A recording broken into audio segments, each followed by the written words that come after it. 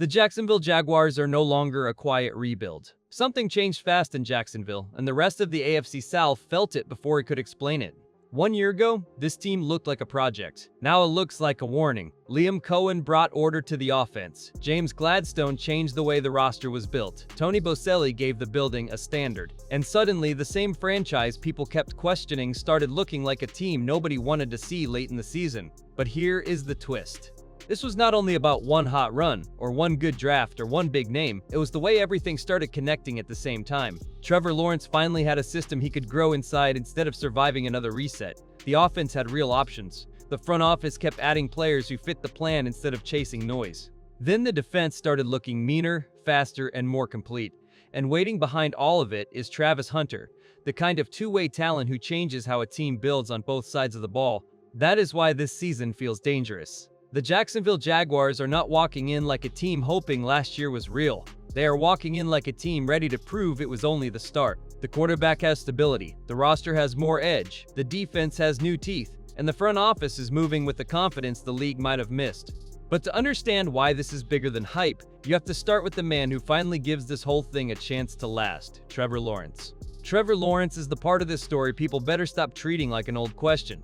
For years, every new season in Jacksonville came with another change, another reset, another reason for the offense to start over.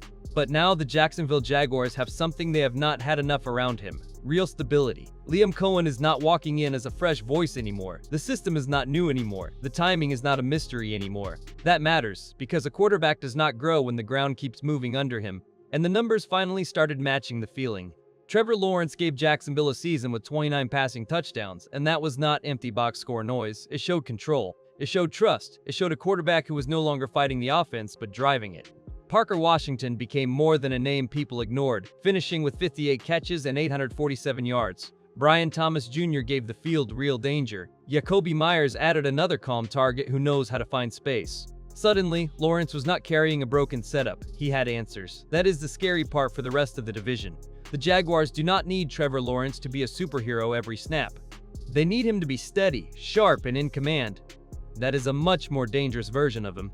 When the quarterback stops guessing, the whole offense gets faster. When the offense gets faster, defenses start showing cracks. And now Jacksonville has one more piece waiting to change the math completely, because Travis Hunter is not coming back as a normal player. The Travis Hunter trade looked wild when the Jacksonville Jaguars made it. Moving up for one player always brings heat, and giving up future draft power made people talk even louder. But now the story has a different feel. Travis Hunter is not just the name from draft night anymore. He's the player Jacksonville believed could bend the roster in a way normal prospects do not. Wide receiver, cornerback, matchup problem, defensive answer. One move gave the Jaguars a player who can change two rooms at once. His first season did not end the way anyone wanted. In 2025, Travis Hunter was a rookie trying to handle one of the hardest jobs in football before a right knee injury cut the year short. But even that small sample showed why Jacksonville took the swing. He gave the offense quick juice, then gave the defense another path to get faster and more flexible. That is the part people miss. This trade was never only about what he did in 7 games. It was about what he becomes when the plan finally slows down around him. Now the pressure flips. The question is no longer why Jacksonville made the move. The question is, what happens when Travis Hunter comes back with a clear role, a stronger roster, and a front office that already built the team around fit?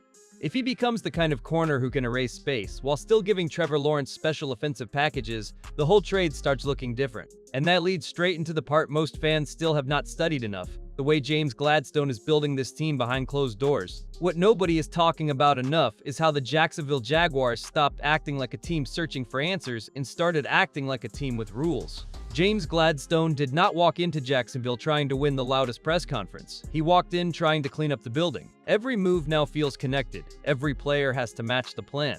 Every decision has to make sense for the team, not for outside noise. That is where Liam Cohen and Tony Boselli matter. Cohen handles the football vision on the field. Gladstone controls the roster vision from the front office. Boselli brings the standard of someone who knows what this franchise is supposed to feel like when it is respected. That kind of alignment sounds simple, but in the NFL, it is rare.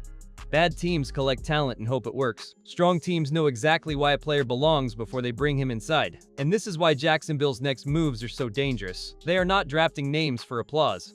They are not trading for attention. They are building a roster with a clear type: tough, useful, flexible, and ready to play. That is the difference between a lucky season and a real foundation. But the clearest proof of this new thinking did not come from a big headline. It came from one quiet trade that might have changed the entire defensive front. The quietest move in Jacksonville might be the one that changes the whole front. Rook Orhorhoro did not arrive with the giant headline. He did not come in with a draft night roar. He came in through a simple trade. Mason Smith went to Atlanta, and Rook Orhorhoro came to the Jacksonville Jaguars. On the surface, it looked like two young defensive linemen switching places, but that is exactly why it matters. Smart teams do not always wait for the loud move. Sometimes they find the useful one before everyone else understands it. And this is where the story gets interesting. Rook Orhorhoro is not a rookie anymore. Mason Smith is not a rookie either. Both came from the same draft class, but Jacksonville clearly saw a different fit. The Jaguars needed more push inside. They needed someone who could help the pocket close faster, so Travon Walker and Josh Hines-Allen do not have to win from the edge alone. That kind of help matters because pressure is not only about sacks. It is about forcing the quarterback to move before the play becomes comfortable. Now look at the timing. Jacksonville makes this move, then keeps adding pieces around the defense instead of acting desperate. That tells you the front office believes the base is already there.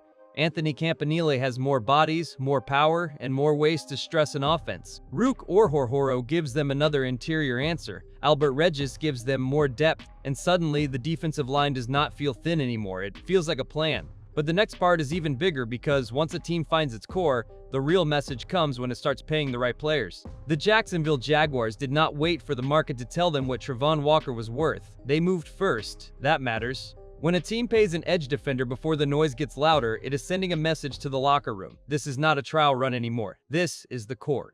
Travon Walker is not being treated like a question. He is being treated like one of the players this defense is built around. And that move looks even bigger because of who is already on the other side.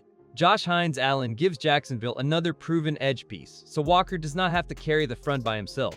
Add Rook Orhorhoro inside, add Albert Regis for more size, and suddenly the defense has layers. The Jaguars are not building a front with one star and a prayer. They are building waves of pressure, fresh bodies, and different answers for different downs. The draft also showed the same mindset. Nate Bokercher brings more toughness to the tight end room. Emmanuel Pregnan gives the offensive line another powerful body. Jalen Husky adds young depth to the secondary. None of those moves scream for attention, but together they show what James Gladstone is trying to do. Pay the right core, draft the right fit, keep the team strong in places casual fans ignore. But there is one problem waiting in the division, and Houston is not quietly watching Jacksonville build this thing. The Jacksonville Jaguars are building something serious, but Houston is the team standing right in the road. This is not a soft division race anymore. Will Anderson Jr. just became the face of a defense built to scare quarterbacks, and Danielle Hunter gives the Texans another problem off the edge. That means Jacksonville cannot walk into this season thinking last year gives them ownership of anything. The throne is not protected by memory. It has to be earned again. But here is what makes this matchup so dangerous. Houston has the kind of defense that can wreck timing, shrink pockets, and turn normal drives into panic. CJ Stroud gives them a quarterback who already understands big moments. Still, Jacksonville has something different now. Trevor Lawrence has comfort in the system. Travis Hunter adds rare two-way stress. Travon Walker, Josh Hines-Allen, and Rook Orhorhoro give the front more ways to answer Houston's pressure with pressure of their own. That is why this rivalry feels bigger than one game. It feels like two teams trying to claim the same future before the other one gets there first. Houston paid its stars because it believes the defense can carry a title chase. Jacksonville built around balance, speed, and a quarterback who finally has a real setup. Nobody has to disrespect Indianapolis or Tennessee to see the main fight forming. The AFC South is turning into Jaguars versus Texans, and the final question is whether Jacksonville has enough to finish what it started. The Jacksonville Jaguars have reached the part where promise is not enough anymore. Last season gave them belief, but belief does not protect anything in January. Their playoff loss to Buffalo was close enough to hurt, and that is why this year feels different. They know they were not buried, they were right there. One more answer, one cleaner moment, one stronger finish. That is the line separating a good story from a real contender. Now the pressure turns into proof. Trevor Lawrence has to turn comfort into control. Liam Cohen has to keep the offense ahead of adjustments. Travis Hunter has to come back healthy and give this roster the rare spark Jacksonville paid for. Travon Walker, Josh Hines-Allen, Rook Orhorhoro, and Albert Regis have to make the front feel heavier every week. The pieces are there.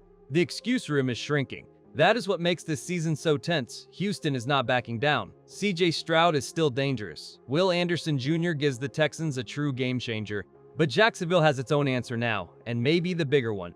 A quarterback with stability, a defense with more force, and a front office that keeps building without panic. So now, it is simple. If the Jaguars finish what they started, the AFC South changes for real. If they do not, last season becomes the warning they failed to use.